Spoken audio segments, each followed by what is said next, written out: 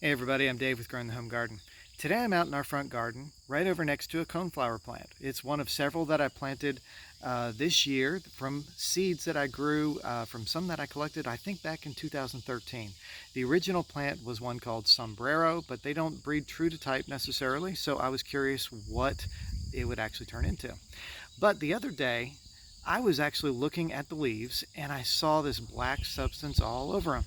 And then when I looked even closer, there were these little tiny black caterpillars all over the leaves. They were just kind of eating it, and what I had seen was caterpillar droppings, which, your gut instinct is something is eating my plant, I need to take care of it.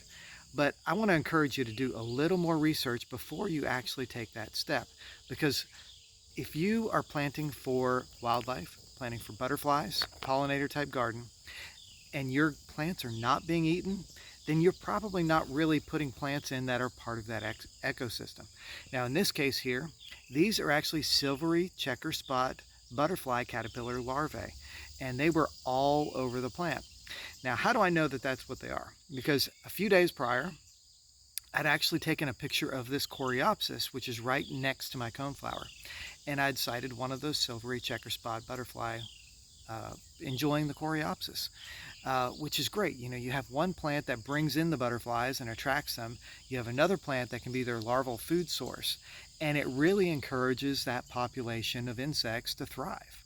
Now, I'm not too concerned about the defoliation happening here, because you'll notice that I've got some really big leaves on it, and even if they eat part of this plant, it's going to regrow with plenty of foliage to support the plant system. And they will only be here for a little while. Once they have done their thing, they've eaten enough, they'll get into their chrysalis, and then they'll turn into butterflies, and then they'll go off enjoying the plants in the garden, and we'll have a bunch of silvery checker spot butterflies to enjoy. So we also have a few other plants that are similar in this situation that are helping to sustain a butterfly population. We have milkweed all over the property, and whenever we find a large stand of milkweed, I'm making sure to mow pathways around it so that monarch butterflies can come and enjoy that. They lay their eggs, and then the eggs turn into caterpillars, which then enjoy the foliage of the plant, and that also imparts their resistance to predators. So, instead of birds eating them, they're actually poisonous to them because they've eaten that milkweed sap. So they're really good plants for them to have. They don't necessarily come and fly onto the flowers, but then the flowers are great for your native bees. We see bees all over those. Plus, some of these other butterflies are enjoying those flowers too. So we actually have two types of milkweed here on the property. One is the common milkweed, which is about a 4 to 5 foot tall plant. It has that milky substance and big leaves that can be 6, maybe even 8 inches long at some points. And then we have this version, which is butterfly weed, which is covered in these orange flowers. And you'll look down here, the leaves are different. They're a little bit more narrow as they go forward. But they also contain the same milky substance that other milkweeds do, which is beneficial to monarchs should they choose to eat these. But I've seen a lot of pollinators come and just enjoy the orange flowers on top. We get a lot of little tiny bees all over these, the little tiny native bees.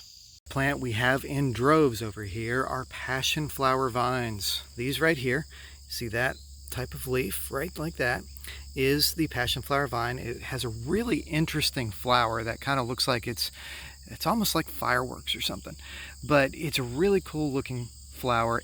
And what is really great about it is the larval food source for the Gulf fritillary butterflies.